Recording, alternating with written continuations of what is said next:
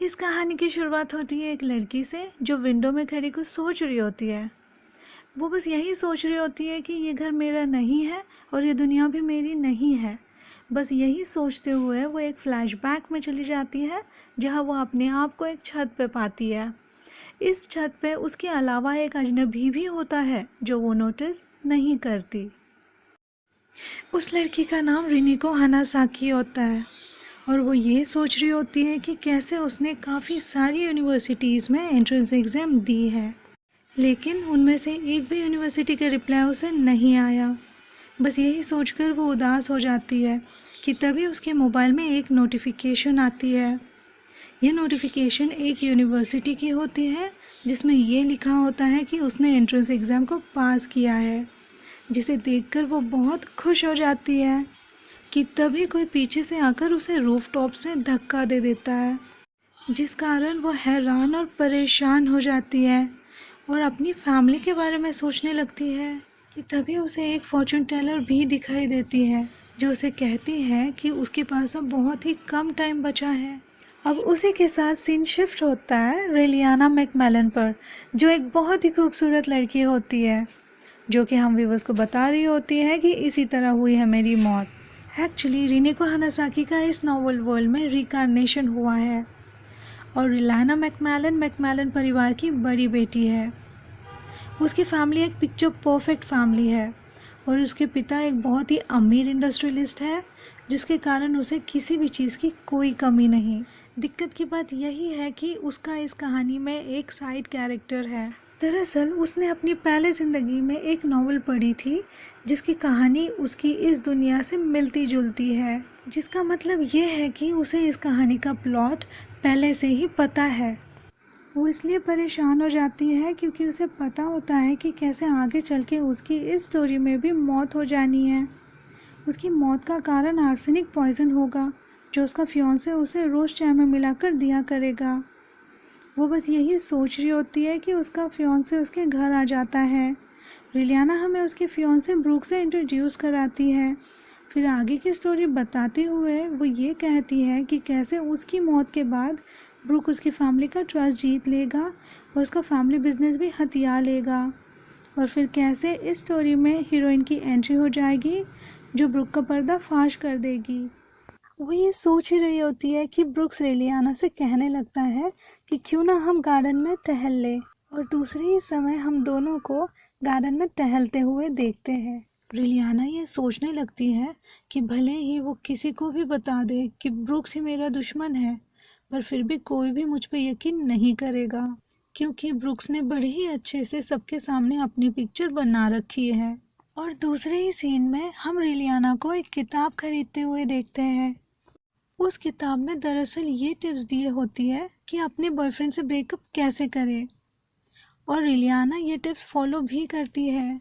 रिलियाना Brooke के साथ restaurant चली जाती है जहाँ वो उसके ऊपर ड्रिंक गिरा देती है। इसके अलावा वो उसे पियानो भी बजाने कहती है और वहाँ से निकल जाती है। फिर वो ब्रूक के साथ हंटिंग पे चली जाती है और इस तरीके से शूट करती है कि गोली बहुत ही करीब से चली जाती है ब्रूक के। लेकिन इस सब के बावजूद भी ब्रूक उससे ब्रेकअप के बाद ही नहीं करता, और एक बार फिर से अगले ही सीन में वो उसके घर चले जाता है, जिस पर रेलियाना उससे कहती है, आज तुम क्यों आए, हमने तो कोई प्लानिंग नहीं की थी। यही कह के वो वहाँ से चले जाने लगती है, लेकिन ब्रूक उसका हाथ पकड़कर उसे रोक देता है। ब्रूक उसे कहने लगता है कि आखिर तुम्हें हुआ क्या है, दिन ब दिन तुम्हारा बिहेवियर मेरी और रूड होता जा रहा है। ये अरेंज मैरिज क्यों ना हो, पर हमारा रिलेशनशिप काफ़ी डीप था, जिस पर रिलियाना फ़ौरन से इनकार कर देती है। वो कहने लगती है, हमारा रिलेशनशिप डीपर था, ये बस तुम्हारी सोच है। ये सब सुनकर ब्रूक अपने असली रंग में आ जाता है और कहने लगता है कि तुम्हारी तरह नीच फैमिली सिर्फ ब्रूक फैमिली का स्टेटस चाहती है। तुम्हें तो खुश होना चाहिए कि तुम्हें ये मौका मिल रहा है। तुम ज़रूर लाख कोशिश कर लो, मगर तुम मुझसे पीछा नहीं छुड़ा पाओगी। बस यही कहकर वो वहाँ से चला जाता है। और इसी बीच में एक फॉर्मल पार्टी की तरफ सीन शिफ्ट हो जाता है जहाँ रिलियाना इसी सब के बारे में सोच रही होती है। देखते ही देखते एक प्रोटोगनिस्ट की एंट्री होती है जिसके आते ही सारे के सारे नोबल्स, छोटे या बड़े, सबकी नज़र उसी पे ठहर जाती है। ये देखकर रेलियाना भी अपने मन ही मन में कहने लगती है कि आखिरकार तुमने अपना चेहरा दिखाने का सोच ही लिया।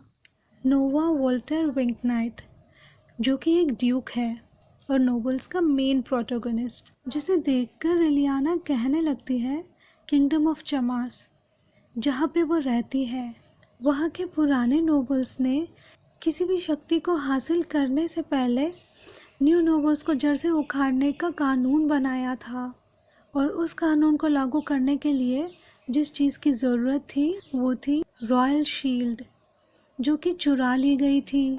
फिर इस पे रेलियाना कहती है कि मेरा काम सिर्फ नोवा ही कर सकता है, उसका रैंक हाई है और वही मुझे ब्रूक से छुटकारा दिला सकता है।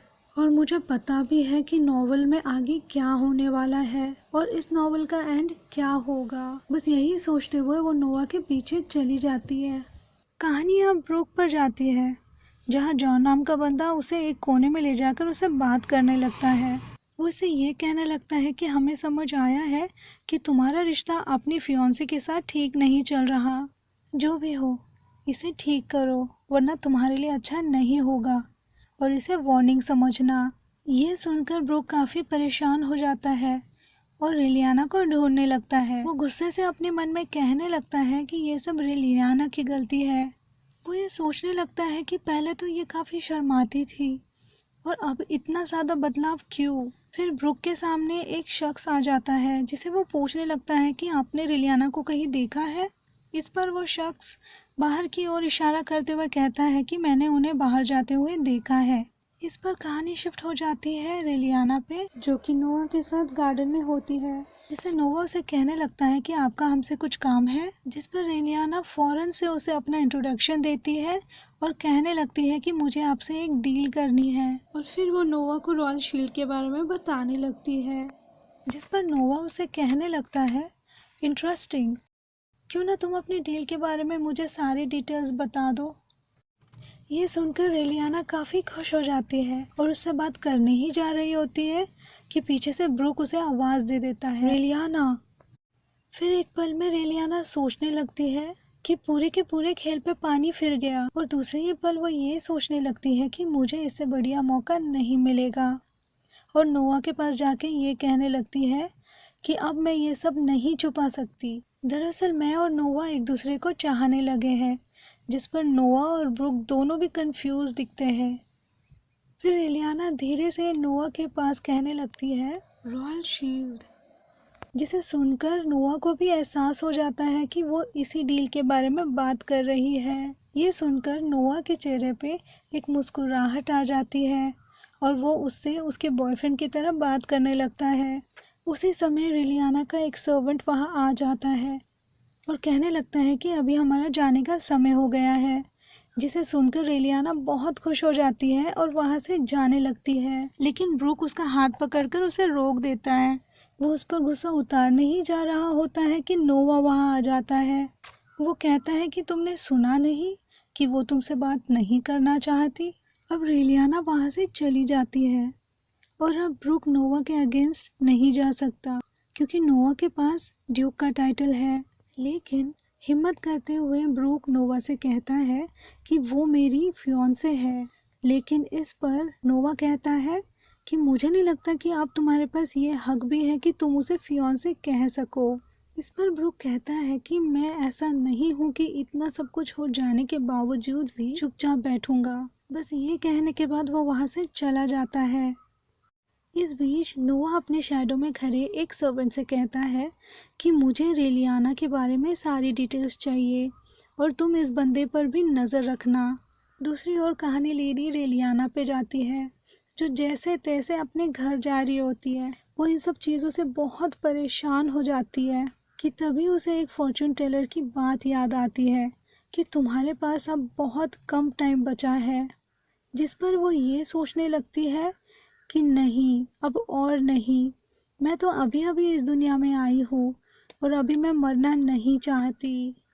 और इसी के साथ हमारी ये एपिसोड यहाँ ख़त्म होती है।